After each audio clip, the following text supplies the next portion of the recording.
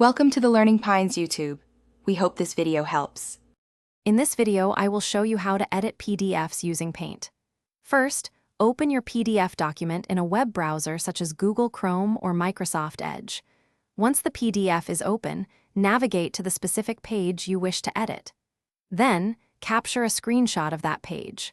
Finally, open this captured image in Microsoft Paint, which is a standard application on most Windows computers. Once your PDF page is open in Paint, you can begin making basic edits.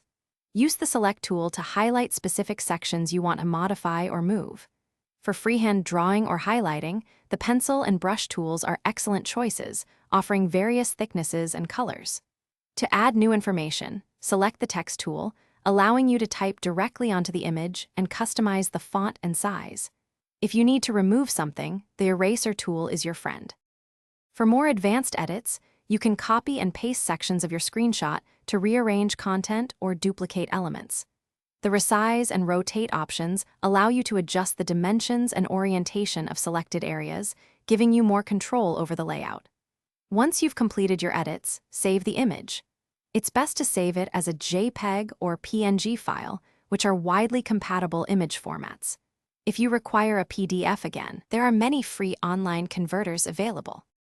It's important to understand that editing a PDF in Paint treats it as an image, meaning you're not directly editing the original text layer. This method is ideal for quick, visual modifications like adding signatures, highlighting, or covering sensitive information. For extensive text editing, form filling, or complex document restructuring, dedicated PDF editing software or online PDF tools offer far more robust features and are generally a better choice for those tasks. Thanks for watching. Consider subscribing if we helped you.